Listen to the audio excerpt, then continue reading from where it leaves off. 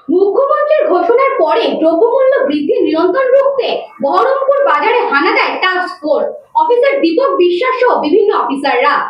মুখ্যমন্ত্রীর ঘোষণার পরেই দ্রব্যমূল্য বৃদ্ধি নিয়ন্ত্রণে রাখতে বহরমপুরের বাজারে হানা দেয় টাস্ক ফোর্স।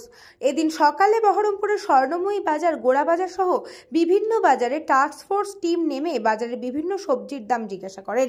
কোথাও আলু ৩৫ টাকা, পেঁয়াজ ৫০ টাকা, বেগুন ৮০ টাকা সহ বিভিন্ন সবজির দাম নিয়ন্ত্রণে রাখার জন্য নির্দেশ দেওয়া হয়। এদিন অভিযানে নামেন টাস্ক ফোর্স অফিসার দীপক বিশ্বাস, বহরমপুর সদর মহকুমার শাসক শুভঙ্কর রায় সহ বিভিন্ন অফিসারেরা।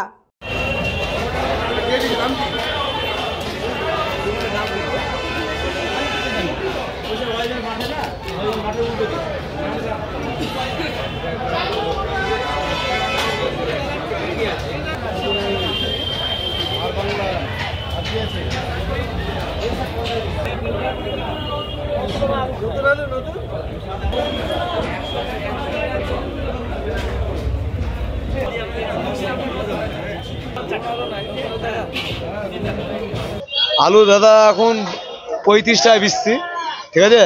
আমাদের ধরো ১৪৭০, ১৪৫০ এরকম ব্যাগ যাচ্ছে, ঠিক আছে। এবার আমাদের ধরো ৫ টাকা থেকে শুকনো ফাটা কাটা দাগি আলু এরকম বেড়াচ্ছে। আলু বেশি কোনো প্রফিট হচ্ছে না, হ্যাঁ, কাস্টমারও তো প্রফিট হচ্ছে না, কিন্তু আমাদের কি করবো? এই সময় তো ওই যে লাস্টে ওই যে বৃষ্টিটা হলো না, নতুন আলুটা নষ্ট হয়ে গেল বলে এই জন্য আলু দামটা বাড়া।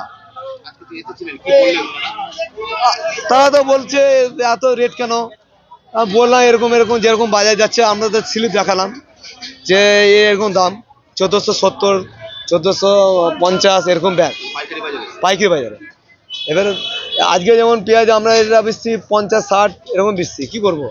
৪৬ টাকা কিনা পাইকারি। না, আমাদের কিছু বলেনি।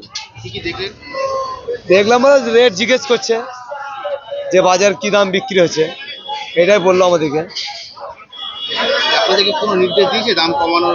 না না, ওইসব কিছু বলেনি। কি করে, বাজার তো কাঁচা মালের রেট কোনো ঠিকঠাক না, আজ আছে কাল নাই, এরকম তো হচ্ছে। হ্যাঁ, দাঁড়িপাল্লা কোনো অসুবিধা নাই, আমাদের রেনু করা আছে, কোনো অসুবিধা নেই।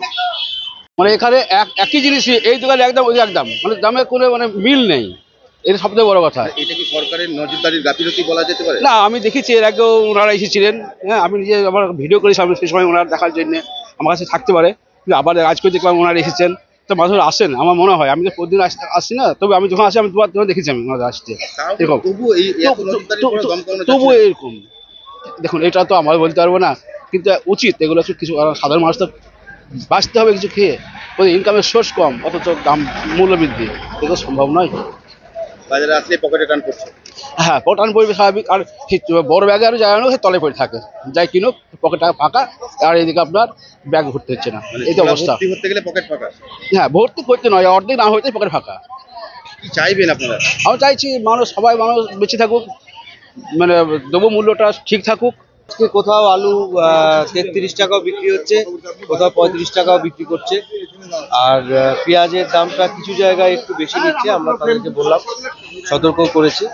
এবং পরবর্তীতে আমরা যেরকম আপনারা জানেন, আমরা এর আগেও ভিজিট করেছি বহুবার, আবার ভিজিট চলছে, আগামী দিনেও চলবে। এবং তাতে যদি একই ধারা বজায় থাকে, আমরা আমাদের মতো সরকারি যা আইন অনুযায়ী আমরা তাদের ব্যবস্থা করব। কোনো রকমের নিয়ন্ত্রণে আনা যাচ্ছে না? আমরা এরপরে পাইকারি যে বাজার আছে, নতুন বাজার, যেখান থেকে মূলত ওনারা কিনে আনেন, ওনাদের সাথেও আমরা বসবো এবং একটা নির্দিষ্ট পদ্ধতি মেনে যাতে ওনারা পাইকারিভাবে বিক্রি করতে পারেন এবং তার প্রমাণ রসিদ সব যাতে ঠিকঠাক থাকে, সেই ব্যাপারে আমরা আগামীতে এটা নিয়ে বসবো। আমরা গোড়া বাজার যাবো। সবজির দাম কি দেখলেন বাজারে, কি কি রয়েছে?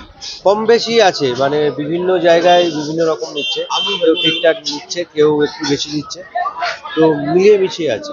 কোথাও ৬০ টাকা হলে কোথাও ৮০ টাকা, এই বিষয়টা দেখতে পাওয়া যাচ্ছে। কমও আছে, এখানেই যেরকম আছে আলু কমই নিচ্ছে, এখানে কিছু জায়গায় বেশি নিচ্ছে। এর আগেও তো আপনারা হানা দিয়েছেন বেশ কিছু বাজারে, তারপরেও কি নিয়ন্ত্রণ করতে হয়েছে? কিছু হয়েছে, আবার কিছুটা বাড়ছে। পাইকারিতেও কিছু রকম ফের আছে, সেখানেও আমরা আগামীতে যারা পাইকারি আছেন ব্যবসাদার, তাদের সাথেও আমরা বসছি। কারো বিরুদ্ধে কি ব্যবস্থা গ্রহণ হয়েছে এখন পর্যন্ত? আমাদের এখানে অন্যান্য সমস্ত ডিপার্টমেন্টের লোকজনই আছেন, ওনারা ওনাদের মতো করেও দেখছেন, কিছু কিছু ক্ষেত্রে আমরা ব্যবস্থা নিয়েছি। ব্যুরো রিপোর্ট, নিউজ বঙ্গ টাইম।